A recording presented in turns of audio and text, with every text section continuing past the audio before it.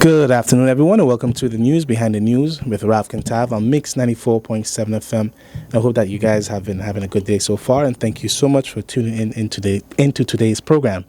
This afternoon, I have here with me a phenomenal woman, I would say, someone who is now in the real estate and development field, but also has quite a career in the financial sector, with some law, real estate as well. So with that, Miss Astrid Plantz, thank you so much for being on the program. Thank you, Ralph. Okay. Pleasure to be here. Definitely. So probably this might be a chain in the sense of interview your elder sister first, now you, which was a good one, Miss Maria. Yes, yeah, indeed. And I think I actually start off a bit with that. Have you contribute a bit, if you could, tell us about yourself, but also, if you don't mind, share a little bit about your family history, know, from your point of view. Okay. My name is Astrid Plantz. I'm currently working here in St. Maarten for the last 10 years, doing real estate development. I manage two real estate development companies, Rice Hill Gardens Development NV and Bethlehem Real Estate Development NV. What can I tell you about myself? I have been everywhere. I was born in Curacao, and from a family perspective, of course, my father and my grandmother are from St. Maarten. And I lived in Curacao, went to Holland, lived there for a year, went to school, but decided that that was not so much for me.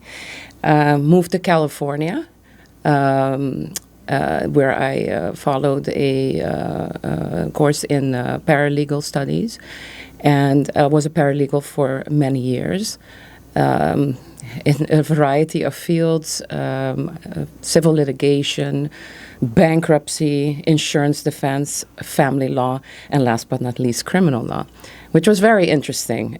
It sounds scary, but it's fun. I then moved back to Curacao since I started, had a family, and we stayed there for a little while, and then I moved back to Florida. At that particular time, initially, I wanted to get my kids settled and making sure that, they liked their environment, because they didn't know much more than Curacao at the time, although they were born in California. I then decided to get my real estate license. And how did I get to that? Actually, I sold my house in Curacao, and I did it better than any realtor. So I decided, well, if I could do it there, I could probably do it in Florida. Got my real estate license, and then September 11th happened. So it was a very scary, strange time. I had to learn everything about the environment. I didn't know anybody really over there. So I didn't think I was going to be very successful. And started applying for some jobs here and there. Landed a job working for the Dutch consulate in Miami, which was a new diplomatic post. Worked and set up an office for to basically Dutch citizens who got themselves a little bit in trouble in the States. So that was also, with my background working for a criminal law attorney, not a difficult feat. Fact is that I speak 4 languages, which made it very fruitful also, of course, for the Dutch consulate. What I did skip is I worked in Curacao before I moved to Florida. I worked for a company called TMF. My sister was the CEO of that, not at the time when I started. When after the consulate, or actually while I was working there, almost at the end of it, I got contacted if I would be willing to set up an office in Miami, which I did. And at this point, the company was much more busy with financial services, so it was a time of enormous growth. And that was, again, another thing to do. I'm good at these things, the setting up, cleaning up. I enjoy doing that. And then I leave it behind nicely. But then I fell in love. And I went back to Curacao, and I am currently married to my first high school sweetheart. So really? That was the reason I went back to Curacao. And a year and a half after I moved there, we ended up in St. Maarten. Mainly because the family wanted me to take over here, be here the local face for the companies.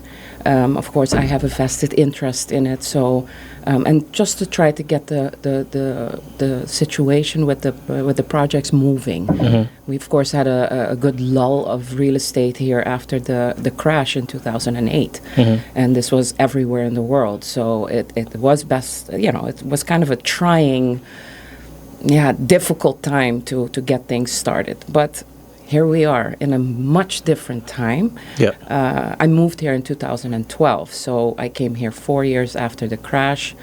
Had to... So just as things were picking up, Yes. started to pick up again? Yes, and besides that, maybe a little caveat here, I never lived in St. Martin. I wasn't born here. I came here many times on vacation. And especially the years before I came here, I was coming here with my children, staying 2-3 weeks, and just enjoying the island. But of course, living and vacationing is a very two different things. things.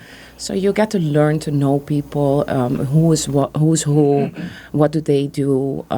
Unfortunately, you do have to go back into your high school times and learn again about the politics of the Dutch system, because I lived in the States many years. So that kind of I forgot about it.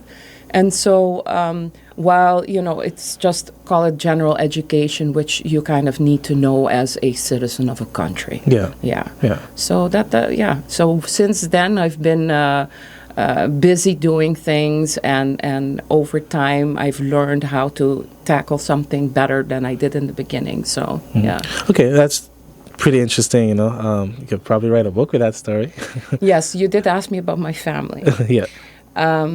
As a small child, we were raised to know, of course, people in the family, but because we didn't always come with the whole family, we are a family with 5 kids, of which one has passed away 16 years ago. But as kids, we would have either family come from St. Martin, or we would go to St. Martin. And the nice thing was that you always visited specific family members that became very close. My Auntie Fat is one of them. And she's my great aunt, and we call her Auntie Fat. I think everybody did, but my father and her were very, very close. So when I was 6, I was invited by my grandparents to come here, because my great uncle was going to turn, I think at the time, 75. And they were going to have a grand party at the old house of my Auntie Fat. And I stayed there with my grandparents. It was one of those shindigs with the women all having the updos and long dresses. There was music. There was people walking around with champagne. Well, his birthday was very close to my birthday. I was turning 7. So according to me, all these people were there for me. It was also my first stint with Carnival in St. Martin, because my birthday is April 23rd. So we were here then for I guess it was Easter break or something. And we ended up here, and, we went to Philipsburg, and I heard the music. And I have always liked St. Martin's Carnival better because of the music. Curaçao has Tumba. They have changed over time. They inserted other things as well, and they're very colorful. But the music of St. Martin Carnival is what really pulled me in. Gotcha. Yeah. And I like it. I actually participated twice. Cool. So was hooked on that local rhythm, basically. Yeah. Yeah, that's cool. Yeah. You mentioned the old house. Was that the one that was in Bethlehem? No, my great aunt lived at Bellevue.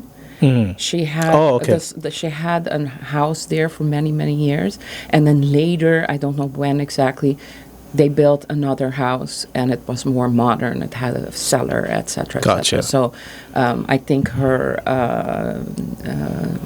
her grandson lives there now. But yeah, that was the house which we say Ernest Hemingway stayed in. So I also slept there and many times. Learned to eat my beef soup, or I said mutton soup, and grapefruit. That was my thing. I learned to eat there. So yeah, no. But in Bethlehem, there was a plantation. Yes. And at every plantation they have a plantation house and some auxiliary things. Of course, over time, that is no longer in existence, although there are ruins there. And at the Bethlehem, actually the Village at the Border project, which is the project we're starting now, there's actually a location which they've had, I don't even know what year, way before I came here, there was archaeological dig there. So there's a report about it as well. Okay, I was just going to ask if there was ever any archaeological work done there. Yes. Yeah. Yes, and I'm sure that space tells a lot of stories. Basically. Yeah, I think plantations do in general. Yeah, for sure. I mean, there were a lot of working people. There was sugar. There was all kinds of stuff going on there, just like what we have at Belvedere. But this location, yes, we did have the opportunity to have. It is a professor from Leiden University who has been doing archaeological things all over the Caribbean. And they did it in conjunction, I think, with Jay Haviser. I'm trying to remember what the organization is called, but they did that together, and a report was generated. So, while we are going to set up a new project there, and just to be clear, we don't build any buildings. We are more in the planning and the execution of infrastructure and making everything ready. There is a lot there that has this plantation ruins on it and would be a fantastic location for some kind of touristic attraction with a restaurant, etc. So okay. So in a sense, you'll make sure that they're not tampered with, or exactly. I'm sure that it would be very helpful for them to first of all have the report, and that this will somehow have to be a discussion between whoever would buy it to make sure that these ruins are highlighted.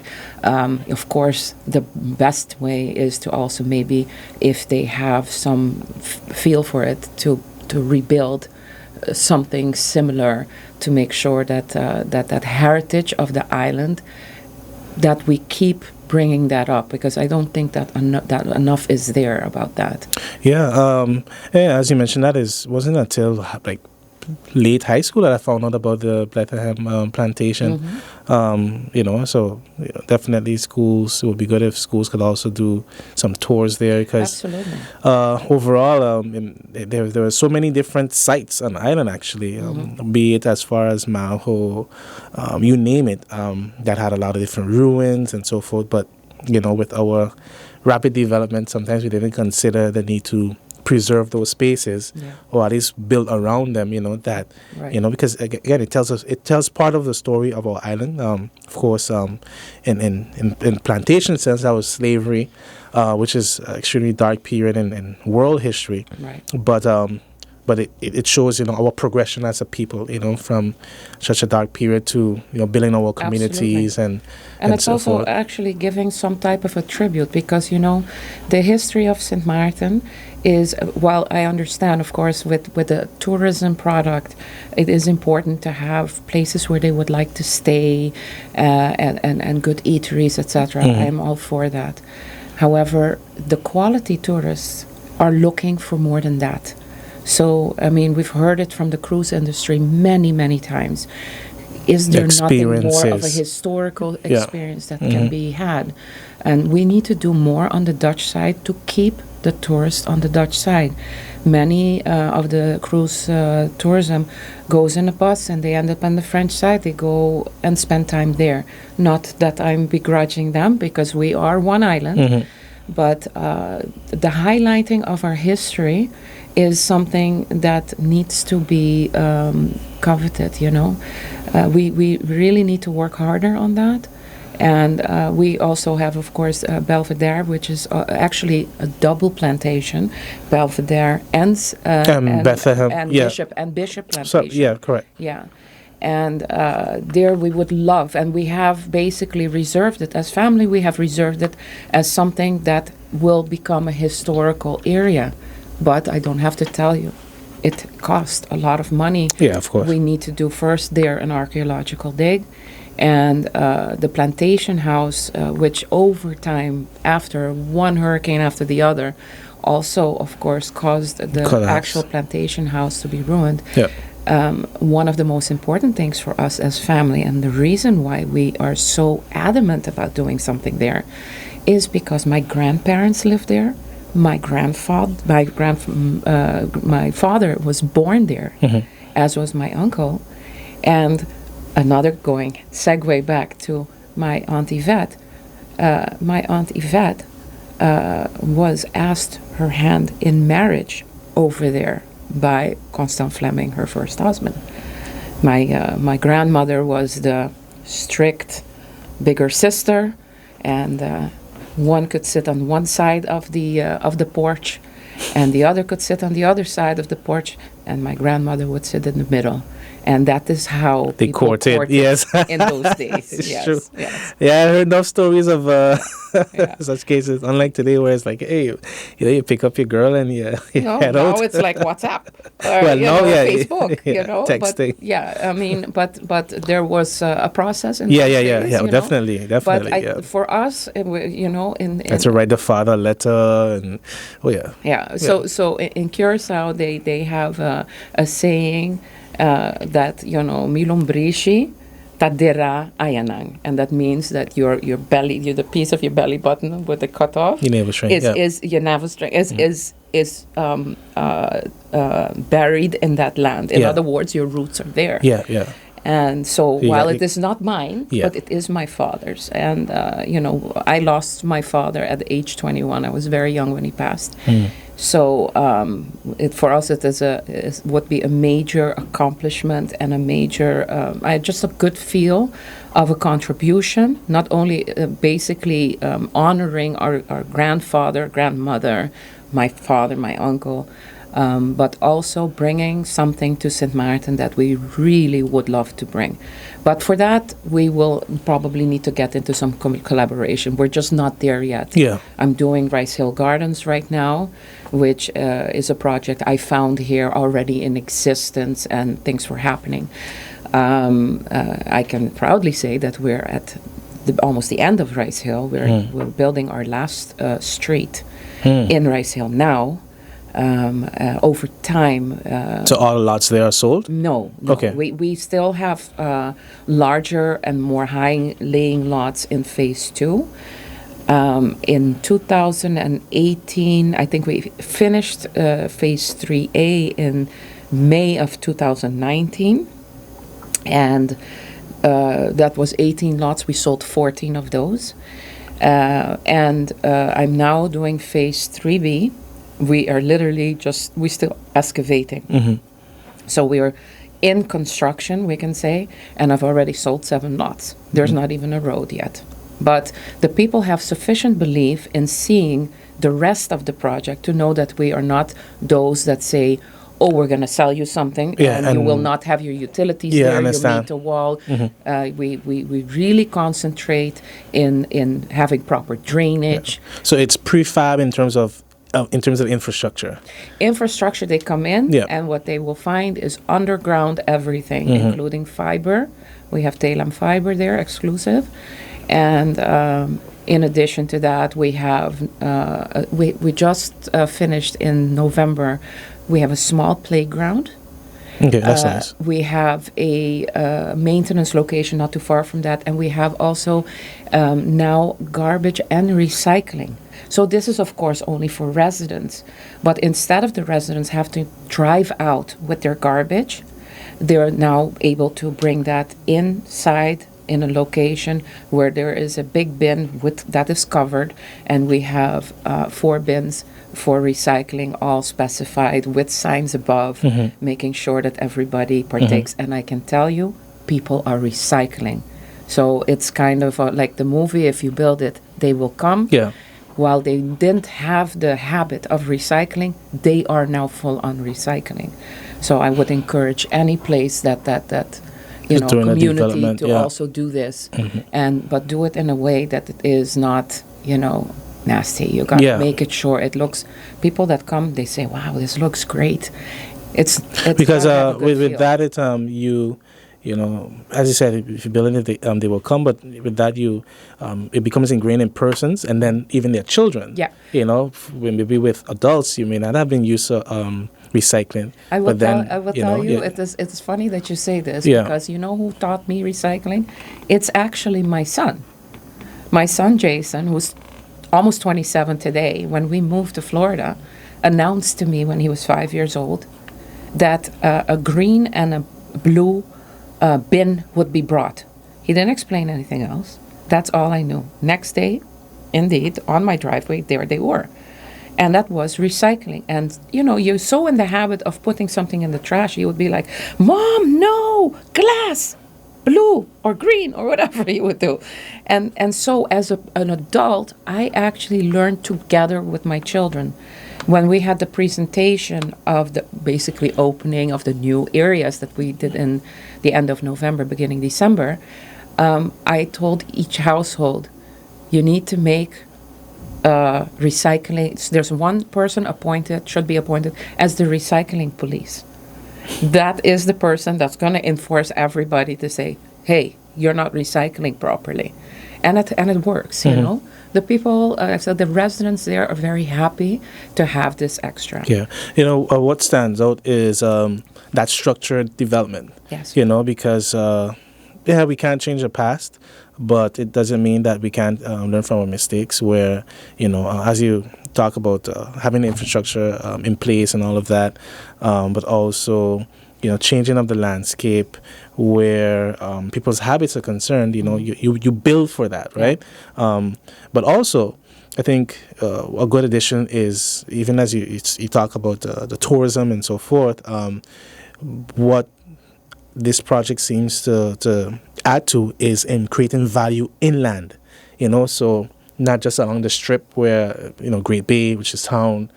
You go to Simpson Bay and so forth, Maho, which are, you could say, like the main hotspots in the island. But you bring in, so probably that's why too the buses would just go over the hill, go to different areas. But now you're in a sense creating those attractions mainland, inland, where with the what's it called? Sorry, the border, the village at the border. Sorry, Yes. The village at the border. There will be more attractions, as well as enhance quality, lifestyle for local residents as well. Right. So I think that's, that combination, makes a difference. Let me, the whole development by our family started with us first selling Belvedere. The location where it's Belvedere housing now used to be our land. And of course, after Lewis, there was a major need for housing. It was before that already that the discussion was there. And, let's say we were very green behind the ears at that moment, not really knowing anything about land development. But we sold the property to government and have learned something from that. Selling land is one thing, but you need to have some type of conditions and restrictions. If not, you get the well-known term Wild Wild West building. So when coming back to Rice Hill, the family has donated a ton of land here already in St. Martin. While it doesn't seem like it, I mean, selling a piece of a very large property for $18 a square meter, that's highly generous. No, it is very generous. Yeah. We also allowed the broadening of Bishop Hill Road, which took some of it. We donated the land, which is actually now the new Oyster Pond Road, around our property. Basically, you start by Bishop Hill and anything, because there used to be a gate there. Oh, so okay. Maybe the family could go to Oyster Pond that way, but not other people. It would be nice to see some. You guys have pictures, old pictures. It would be great to see some pictures. But I remember driving it with my father, thinking, why do we have to drive over this bumpy road? But for him, I think it was, we're driving over our family's land, So that land was also donated, which helped, of course, the accessibility for the rest of the island to get to Don Beach and Oyster Pond. Of course, you can take, the road over Defiance. Yeah. But most people don't take that road anymore. Exactly. A lot of people don't like driving very high. Yeah. So, so that we did, and last but not least, our last donation was the Dutch Quarter roundabout, which was is of course a very large roundabout, and right there next to McDonald's, there is this little piece that always was an entrance with big boulders in front of it, and a chain, and that is where the entrance of the village at the border is going to be. Now, yeah. So, well, with that, we're going to take a quick break, and then we'll be right back. Okay. Yeah. Welcome back, everyone. You're tuned into the news behind the news with Ralph and Tav on Mix 94.7 FM. And this afternoon, I'm joined with Miss Astrid Plantz, who is the managing director of the Rice Hill Gardens Development, NV, and as well as Bethlehem Real Estate Development. So we're about to get into Bethlehem because Rice Hill, as we can see, for those who especially go to that area, you can see it really steadily developing. But Bethlehem now is still on paper, basically. Yes. So, for one, can you tell us about what has the process been like in terms of getting the necessary permits? But now, and where does the project stand as far as what will be the next launch the public can expect? So, from the start, I was not here. So much credit to my brother-in-law, who was involved at the beginning stages and until recently. And the vision basically kind of came again, I think partially because of what all was happening on the island and the need, etc., was being evaluated. Of course, with us starting Rice Hill, or the intention of starting Rice Hill as a residential development, and then with Belvedere across. Not to mention the location. Of course, we're on the border of French and Dutch. So we contacted a professional urban development company in the U.S. by the name of Kane and Associates. They came down to St. Maarten. There were several meetings over time. It was, of course, not from one day to the next. And a whole report and presentation was written. Much collaboration has been, or let's say discussion has been had with government. I'll say the FROMI before 10 was involved, stakeholders, business people, what all is important and to include. So when we say village at the border, we wanted to have something that has everything, and not just homes, and not just business, so a good mix. So over time, we've had different interested parties, and we kept changing our plans in order to cater to the business party. One piece of land was sold to a supermarket, well-known supermarket on the island, and knowing that we are working things out, that has stalled, although they are going to be starting up sometime soon, I hope. And after Irma, we decided, what, enough is enough. We're now going to go in the stage of we're going to just have the engineering work done for the infrastructure and the parking, and that will be the plan. In other words, you want to buy, I'm sorry, not moving roads over anymore. We were doing that, we were planning that, but we decided that's no longer the case. So, of course, Irma was a big to-do for everybody. It took a little time. Eventually, the engineering started up. That is a lot of stuff on paper. Thank God for me that I have very knowledgeable company I'm working with, so I don't have to worry about knowing all this technical stuff. But you learn. You learn a lot over time. So in 2020, we were ready for the request for our building, for our infrastructure permit. And boom, here comes COVID. So you might think I'm crazy, but before I got on the plane to go visit my children in March 2020, before everything was closed, I actually went to the government building and submitted 2 infrastructure permits to Vromi. And it took a little time, of course, because of COVID, but I will tell you, despite that, it was handled very seriously. And we got our permit, I think, in July or something like that. So it went fairly fast. And I had, before I went to Florida, I had a chance to visit with the minister, show him everything about what our projects are, what our thinking is, etc., so that he could have an idea.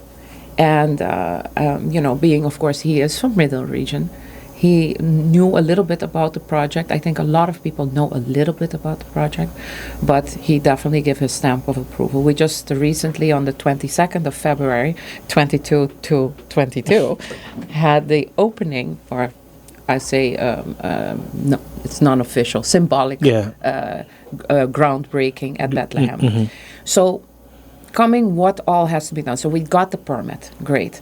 Then we have to go do a couple of things that, you have to check the ground in order to make sure that when the infrastructure goes in that you don't have problems. So we had to have a soil testing done.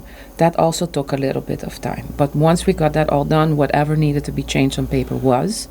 And then you go into the painstaking situation of the money, I call it that way, the negotiation for the contract. And being that we, yes, own a lot of land, but unfortunately I don't own a bank, we decided to, on a phased approach. So we are going to start by the roundabout, and we're going to go around the property that the supermarket will be slated to be. Yes. And from there, based on sales, we will continue.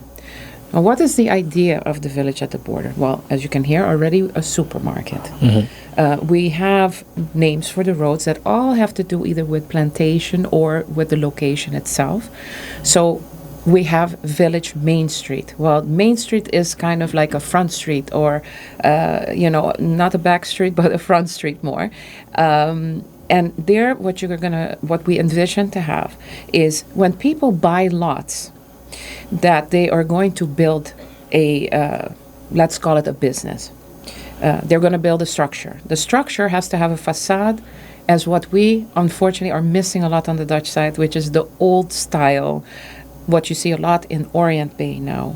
You think about some things on Front Street, some things in Marigot. Yeah, I was just going to, yes, go ahead. That, the gingerbread, the some color, some, that liveliness, idea. I got you, yeah. And so when you have all of these, nicely snug against each other, you can have, you name it, it can be there.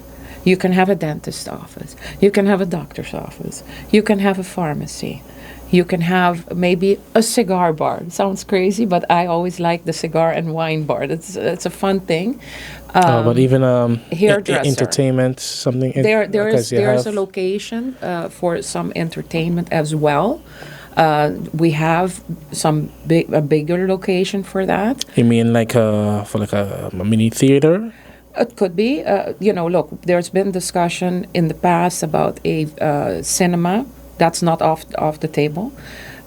We have had in the past with government location that changed.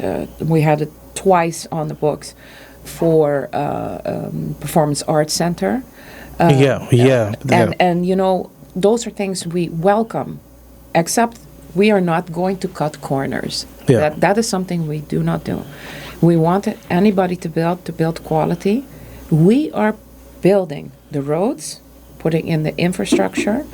We also are going to be putting in sewer pipes, because there is a sewerage system in Dutch Quarter, although there are issues with it. The vision is that it should be done at some point. And we will then have to be able to connect to it. So the government has to give us the connection, but we are preparing to be able to connect. So we are not going to then open up again and then Any throw pipes in. consideration for a sewage plant, a mini sewage Well, plant? a sewage plant, still, you have a sewage plant and that has to go somewhere. And, again, these are very expensive things to do. And the government has promised us a connection. So while we will have to put something in between, so we can help the process along because it's a large area, of course, we're willing to do that. But putting in a sewage plant and then say, look, we have a lot of water there. Huh? Don't forget, we're below the hills, so there'll be enough water capture for gardening. And then there's natural spring area as well. Exactly. Yeah. Exactly. So, but to say is like, if you're coming there and you're buying a lot, you're basically buying a net lot. Well, I would tell somebody, listen, plan to have a little septic there, huh? Because I don't know when the sewage is going to be connected. You don't have to build parking, because we're building all the parking. And there's a lot of multi-tiered level type of parking, or? No, we're going to have, along Main Street, there will be parking. Gotcha. Behind Main Street, there's going to be, there's different locations where there's parking. It's all going to be shared parking. But we have, if you were to look at the plan itself, it's literally, you could park your car. Let's say your wife goes grocery shopping. You say, yeah, that's good, but I'm done with the grocery store. I'm going to go to the barber and get my hair cut. It should be a walk, So those amenities is what we're looking for, and to have a diverse type of business location where you can find everything. Yeah, because I guess it will definitely enhance the communal services. Yes. Because you have very large communities in that area that have to travel a bit far, in a sense. Yes. As far as into town and in the Bush Road area or so forth to get certain things done. I think the most important part of this location is it is a one-stop shop. If people... And it's right at the border. Listen, I personally... I sometimes get exhausted just having to go, okay, I'm going to go grocery shopping and then I have to get something else, but then I have to get in my car again and drive 5-10 minutes and hopefully not have traffic. And, I'm not busier than anybody else. I mean, I am busy, but I try to do things efficiently. And that is something I cannot necessarily do here all the time. So I have to plan, maybe this is the best time of the day to go, while you wouldn't have to do that here. Of course, we have to attract these people. And one of the things that I think is important is we do already have a track record. Putting your money in something, because we're putting a lot of money in by building infrastructure, parking, etc. And by the way, we'll also take care of the park. There's going to be a park there as well. And that is just, for everybody to come in. Have a green space. Yes, green space where you could maybe walk. I was thinking maybe we'll put a playground in there as well. And perhaps one of those, you walk a little bit and then there's a station that tells you, now you have to do some push-ups, I gotcha. Yeah. So those are things that are important. And if you have those buildings on Main Street, you can just imagine that taxis would not drive over Belle Plaine per se anymore to get to Orient. They will probably drive through there because it would be something to look at for tourists. So perhaps tourists will say, you know what, let's walk around here for a while, maybe. We would encourage highly for people that build there to have their upstairs to be apartments, either long-term or short-term, because... Airbnb rentals and stuff. Yes, exactly. There's going to be two locations that are developers' locations. So while people hear residential, I've already had somebody call me and say, hey, can I buy a piece of land there so I can build a house? I'm very sorry. We are not going to be subdividing for for parcels like that. What we will be doing is we have one very large area that is basically designated for townhomes, and it's pretty large. So we are willing to partition that to an extent, so that also some smaller developers can say, you know what, I cannot buy 13,000 square meters of land, but I could afford to be 3 or 4, and then they can build their townhomes, and it's for them to do then. And then and as well as I an guess you apartment have building. your what you call it, guidelines for how it should look Well, uniform throughout, or you allow some flair, let's say? We will allow flair. I think what most people should remember is that there's a certain type of cohesion that we are looking for. We're not looking to tell you exactly, but know that there's different heights. The white building, flat roof, that is not something that we're looking at, though. That is something that would be more, that really super modern is not what we're looking for. If you go to Disney, you're not going to find that. You see what I'm saying? They all have, I understand. I'm not saying that this is Disneyland, but it is a new location that we will You want it to be go something that stands out. Exactly. That's lively. I understand. Exactly. Yeah. But even like you mentioned, sewage, another infrastructure talk for that area for quite a while has been the infamous Link 6. Yeah. So how would that factor in? Well, let's put it this way. We have always factored it in. We have been in talks with government, I think, since 2006 about that. Quite a while. It came about, of course, because of the torrential rains that there were, and the two persons lost their lives in the Dutch cul-de-sac area.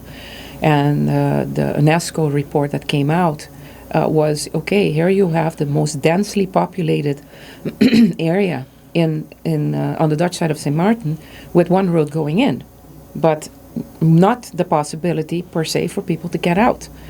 So we have had extensive conversations with government to the point of a design being on paper.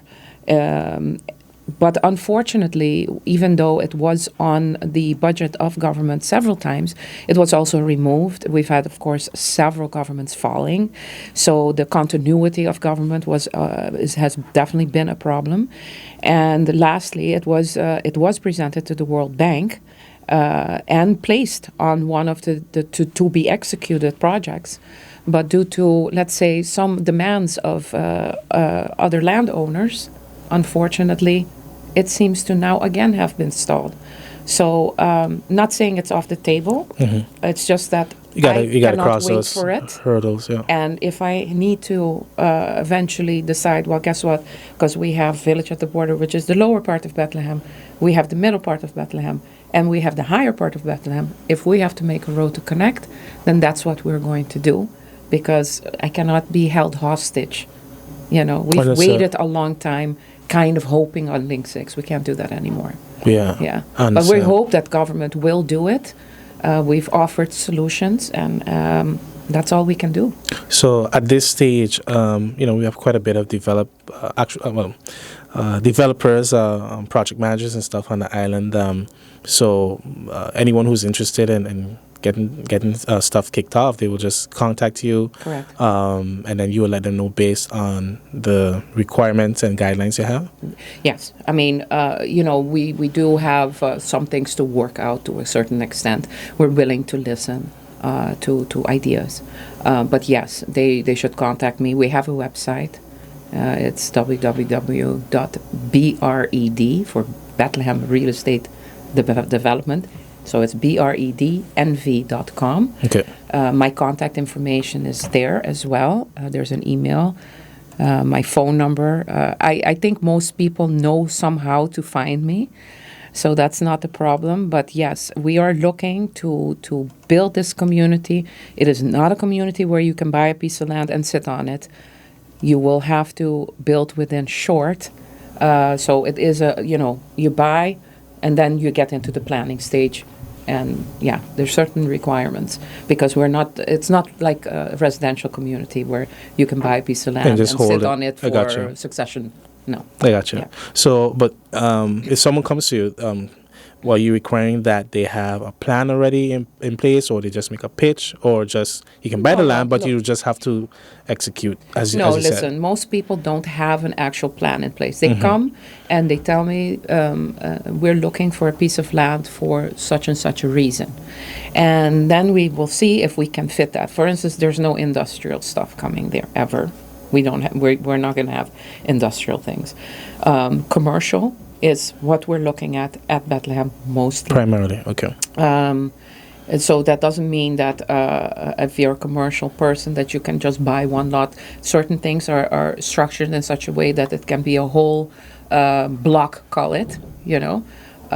So we do have the vision of the facades for Main Street. If they're talking about an apartment building where we also have a location for, we would then have to hear how they plan to do it.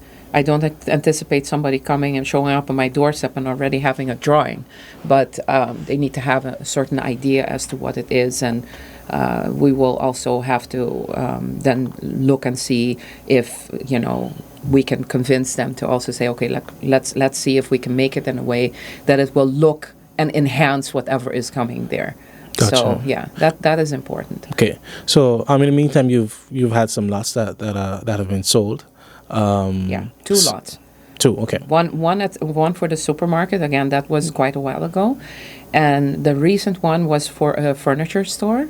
So this gentleman had a vision, and his vision is this: I need to be with my storefront facing Belle Plaine, because I have clients on the Dutch side, I have clients on the French side. That's it. So to basically just be at the even though I don't have the road there center. yet, he said it doesn't matter. I just want to make sure that nobody else gets that piece that I want. So he bought it. And with that, you know, of course, we have an agreement with him to, of course, try to get there as soon as possible. We will have 2 entrances off of Belle Plaine, which, of course, besides having to deal with the government of Sint Maarten on the Dutch side, we have also had to request approval to be able to have a feeder lane, call it, to get into our entrance on the Dutch side. And the French side is very, interested and excited about the fact that something is going to happen. Because, you know, one thing leads to another. That's just how it is. One of the other things that you cannot forget is there's going to be a lot of jobs created over there. Construction, naturally, okay, for sure. Mm-hmm. You know, I even told my contractor for the roads, I said, please, I know you work with all kinds of guys that are doing excavation, the trucks picking up. Please take as many people from Middle Region and Dutch Quarter as possible. This is part of theirs, you know. So they've promised. I know you to do also that. met with the community council. Yes, Yeah. I did a presentation for the Dutch Quarter Community Council. I think it was November. I think, you know, things are moving so fast. And just as information, kind of like, you know, something's going to happen. Some of them knew about the project, but now I was there to say, this is no longer something on paper. This is now going to change. So they, I will say they were very happy with what's going to happen. I've promised to keep them abreast. And again, I would encourage any business that's going to build there, but not only build there, but operate there, to hire as many people that are of the neighborhood themselves. We have given that same advice to the gentleman that built McDonald's when we sold the land to him. And what you see is a McDonald's. You never see McDonald's dirty. You never see people making a trouble over there, because the people of Dutch Quarter want their family to be well taken care of. They have jobs. Don't mess around over there. And that's what's happening. You have to take care of your own. Dutch Quarter has been basically forgotten, or not seen as a viable location. I think that's going to change. We changed it with Rice Hill. Believe it or not, when we decided to do that, people thought we were crazy. And that's no longer the case, obviously. Because across the street, there's some like more inwards, there's townhomes you see developing there. There's a lot of activity that's growing in the area, basically. Yeah. And there's much more coming. Not everything that I can divulge. Understood. But there is much more coming also on our side by Rice Hill and potentially Belvedere North. So where you're looking at is more residential people, and so you're going to have to cater these people. And listen, it's be there or be square kind of thing, you know? Yeah. Overall, like I said, bringing the business mainland, inland as well. Exactly. Yeah, and that definitely counts. Yeah. So I guess yeah, some things are definitely not in your control, but you have an expected timeline where you know how soon you see at least more, not the full project be done, but at least more activity Well, with the lots being sold and construction taking place. the like I said, the symbolic groundbreaking has taken place. We're waiting for right now the pipes to come in, the sewer pipes, in order to actually start the excavation. Because once they open up, boom, those things go in. So that road, once it starts, and that, again, that's quite a span. I think once they start, it takes approximately 20 to 25 weeks for that part to be done. Anything that is happening in the meantime, because I do expect sales, we will then be able to, in the meantime, already start telling engineering, okay, start getting this ready for tender so we can move on to the next part. It will take time. It will definitely take time. But again, nothing that is worth something happens in 2 seconds. That's, it's done properly. Maybe one other thing that might be interesting to understand, as we have Rice Hill being a very organized project where we have a homeowners foundation, at Bethlehem, where we have the village at the border, there is going to be, or actually it's already been incorporated, a property owners foundation. So the idea is that the businesses are all going to be part of that. And then when the time comes where you're saying, okay, now we have kind of sufficient people, we need to organize matters such as security, maintenance, garbage pickup. The idea is to have one tender for all of it. So you have one company doing this, one company doing that, landscaping, etc. Not you are going to come pick up the trash here and you picking up the trash there, and then one picks up and the other one doesn't, because we want uniformity and cleanliness, and security is important. We've spoken even to the police department that we are more than willing to have them set up cameras. If it is that we have to put in the cameras so that it can then be connected to the police system, mainframe, yeah. No problem. Anything that helps. I mean, my cameras at Rice Hill right now help the police department catch the bad guys. So we have to take all that into consideration. Yeah. But the organization is what you're going to look at. You're not going to have these separations of things. Not your place looks good, my place doesn't look good. You don't want it to be haphazard. No. Yeah, no. I understand. Yeah. So that is something I think you don't find very much here on the island. Yeah. Yeah. So. Okay, Ms. Plantz, I'd like to thank you so much for coming on the program. I appreciate your advice. Also, much success. But I think, again, this is a project that you can definitely see take St. Martin to another level. Yes, absolutely. Yeah, opportunities, especially for a lot of young professionals and the like, which I know have been invested in some areas like Rice Hill and so forth. So exactly. Yes. Well, thank you very much, Ralph, and I enjoy your show. So appreciate it. Okay. All right, to all of viewers and listeners, thank you guys as well for tuning into today's program. Hope that you find it informative, and be sure to tune in again tomorrow. Take care.